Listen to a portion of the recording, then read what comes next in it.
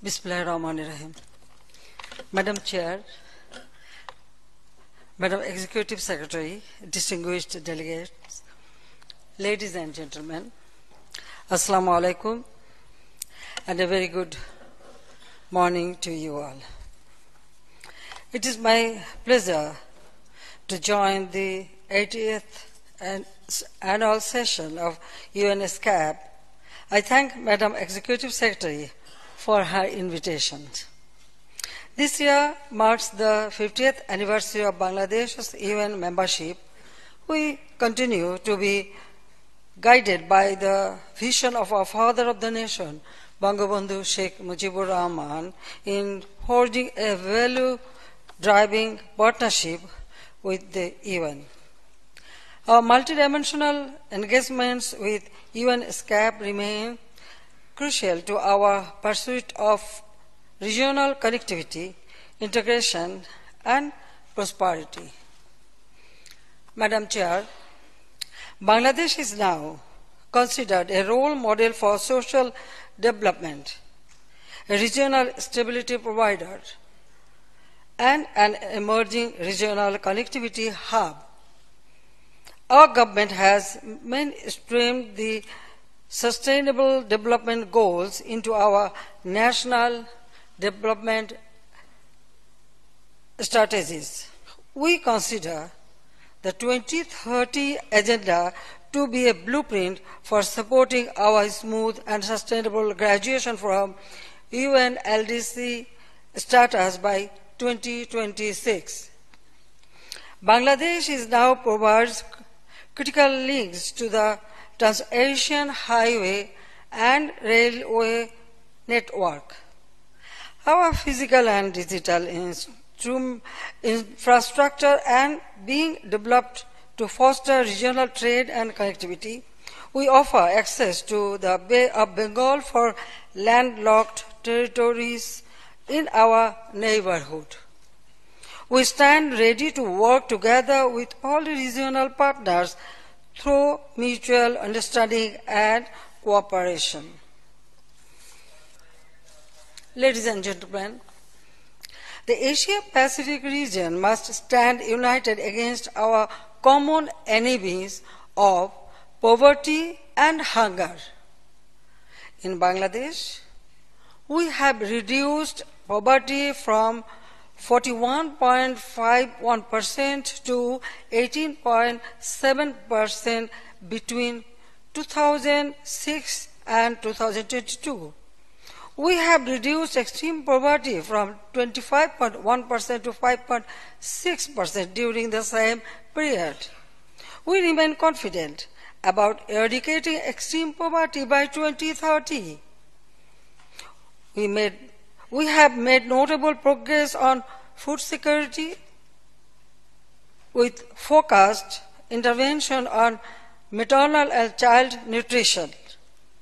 We also reduced the maternal and child, their mortality because we support them free of cost medicine, and also sometimes those who are very poor, we provide food free of cost.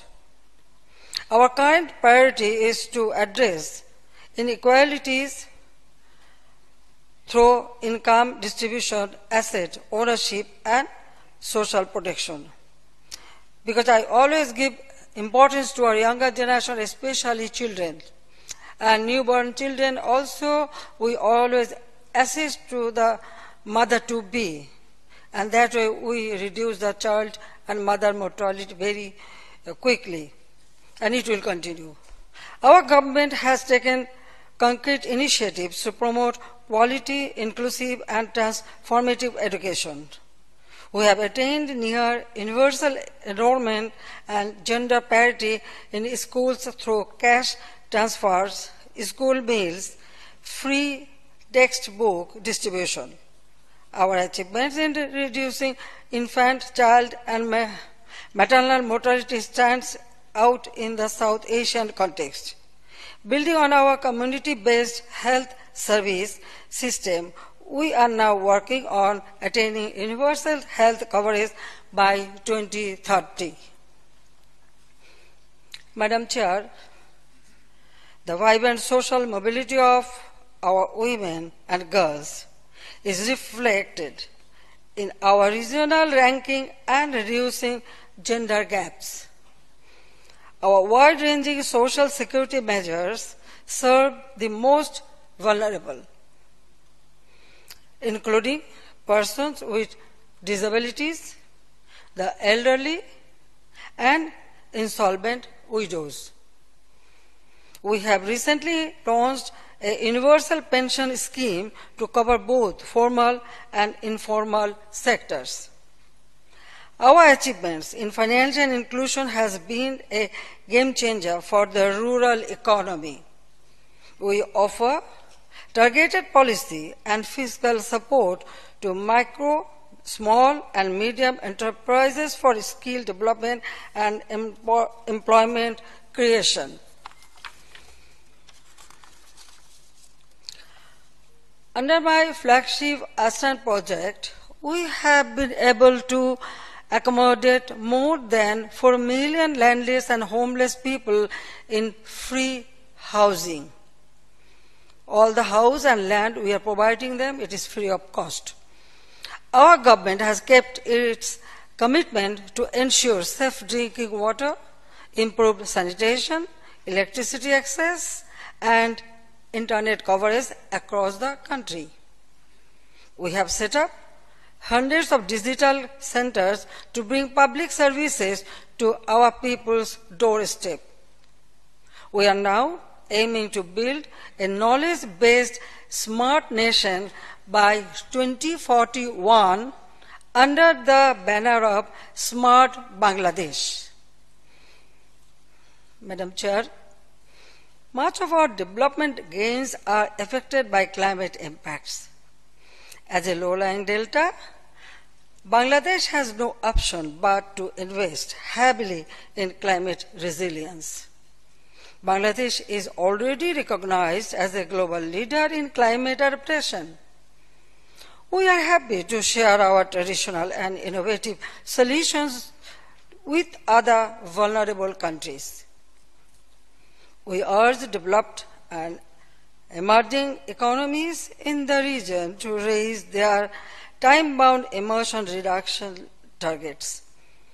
For economies in transition, it is important to have a just energy transition. In Bangladesh, we have working a long-term energy security with a sound mix of clean and renewable energy. We shall continue to do our part in pursuing a circular and low-carbon economic growth pathway. We need increased and easy access to financing and technology from both the public and private sectors. I invite UNESCAP to help build the capacity of climate vulnerable countries to mobilize adequate international climate financing. Distinguished audience, the Asia-Pacific region must put up a united front in tackling the climate crisis, biodiversity loss, and transboundary pollution. We need to push for ambitious climate financing goals beyond 2025 at COP29. We need to cooperate on cross-border water management and air quality improvement. We must all prepare for growing extreme weather events. Our region can look into Bangladesh's experience in disaster risk reduction. We appreciate UNESCAP's support in improving our early warning capabilities. We must prepare ourselves better to deal with future pandemics and other health emergencies. We should scale up collaboration in medical research, quality medicines, and vaccine production.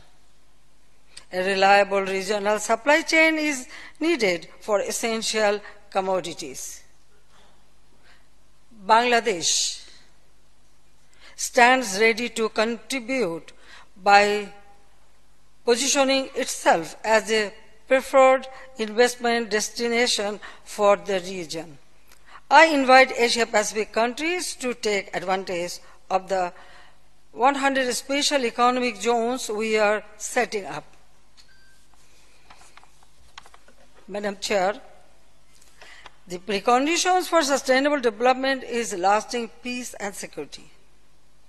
We must settle regional disputes and tension through dialogue. Our mutual respect for national sovereignty and territorial integrity must remain paramount. We must speak out against all forms of aggression and atrocities and say no to war. Bangladesh stands behind the UN Secretary General's new agenda for peace. Distinguished friends, I have personally witnessed the tragedy of war during our independence in 1971. In 1971, my father of the nation, Bangabandhu Sheikh Mujibur Rahman, he declared the independence. After that, he was arrested. The occupied army also arrested my mother, my two brothers, my sister, myself.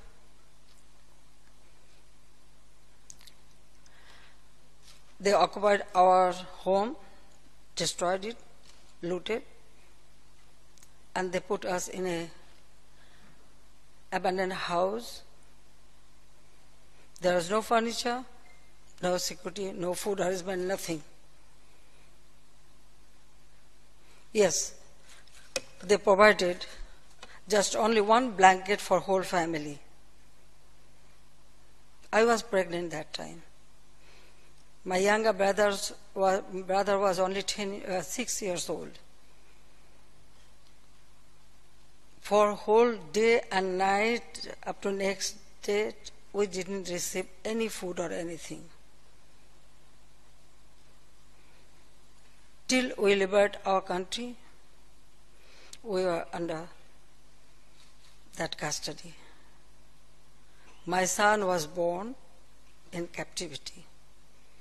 They allowed me to go to hospital, but the day my son was born, till next afternoon, they didn't provide me any food or any assistance. So, we know how our people suffered. There was a genocide. Many people took shelter in the neighboring countries. But we won the war. Then, 1975, 15th August,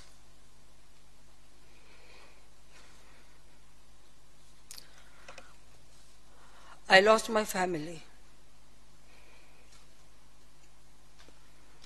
I have suffered the trauma of the brutal assassination of my father, mother, my 3 brothers, my 2 sisters-in-law, and other relatives.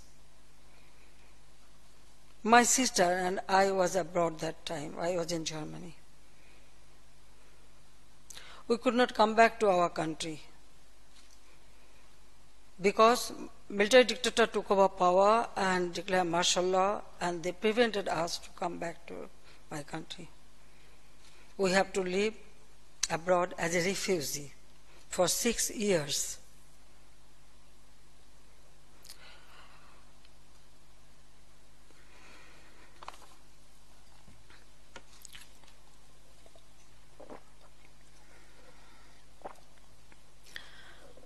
My sister was very young that time. She was only 16 or 17 years old.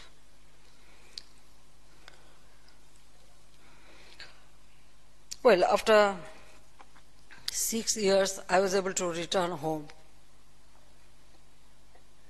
I started struggling to establish democracy in our country, to establish people's right, to establish people's economic emancipation. But my journey was not that easy. Several times I was arrested or I faced attempt on me. 2004, 21st August, I was holding a rally against terrorism, but that rally was under attack, grenade attack in a broad daylight. They threw 13 Arj's grenade. Every time I survived, due to my party, Bangladesh Awam League, the workers, they created Human Shield. They saved my life, but they sacrificed their life, many of them. On that day, 21 of our party leaders were killed, including 4 women leaders. When I returned home, I had no right to ask for justice. My sister and I have long been denied justice due to the indemnity given to the self-confessed killers by military dictator.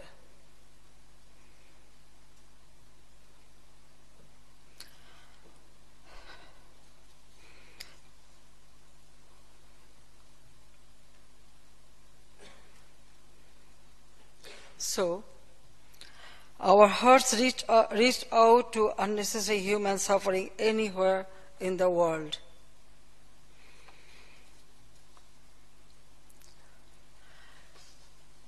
Well, after a long struggle, I was able to come back to power.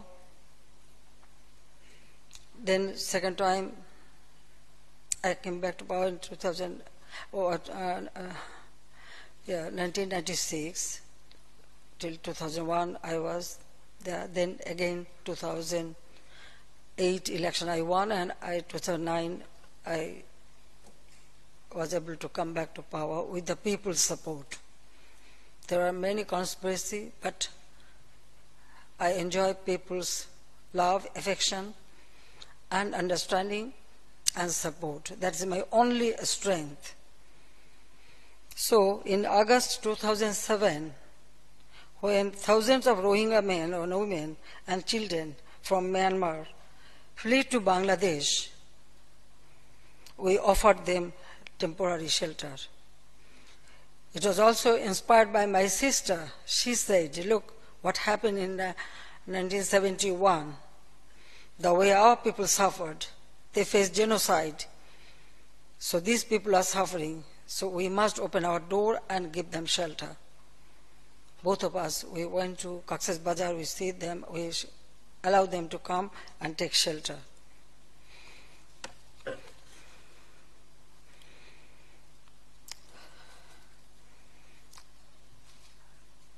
Excellencies, brothers and sisters, with an ever-growing population, this has now become one of the largest humanitarian situations in the world. In the backdrop of ongoing armed conflicts in Myanmar, the Rohingya repatriation process is also getting delayed.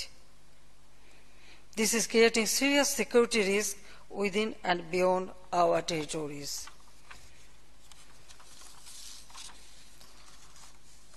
I take this opportunity to call upon the Asia-Pacific region, especially ASEAN, to play a proactive role in resolving the volatile situation in Myanmar. We must ensure that the Rohingyas can go back home in safety and dignity, and the earliest possible. The origin of their crisis has been in Myanmar, and its solution also lies with Myanmar. As long as the solution remains out of reach, all our efforts at regional connectivity, integration, and prosperity will continue to be marked by a missing puzzle. Let us redouble our efforts to put the puzzle back in the place. And side by side, I also want to mention the war is going on. Genocide is going on in Palestine. It must be stopped. War cannot give any solution, only loss of life. Children, women are the worst sufferers. Younger generation, they lost their life. Then why war? Wherever I go, I raise my voice because I face both experience, the wartime and as a refugee. So please, I call upon the world leaders to stop the war, the Russia-Ukraine war, then now Israel, Iran, or Palestine. Why Palestine people should not get their right? So we must raise our voice. After returning home, I established democracy in my country. And because democracy and continuous stability is there, and that's why I could make that much progress for our people. I wanted to do more, but because of this war and conflict, and then sanction, counter-sanction, inflation, all these reasons, I could go further. But I am trying my best to give our people more better life. So please raise your voice against any war. We don't want any war. In my country, I had insurgency activities for 2 decades. I solved it bilaterally only with those people I just discussed. 1,800 armed cadres surrendered their arms to me. That way I restored peace in my own country. So through discussion, I think any problem can be solved. But we must focus on poverty reduction and ensure these people, those who are still suffering, for their economic emancipation. This is my humble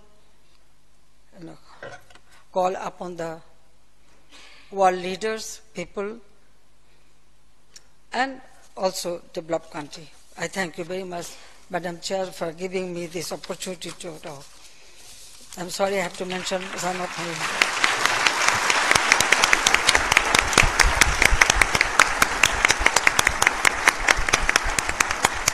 Thank you. Thank you, Your Excellency, for those very inspiring remarks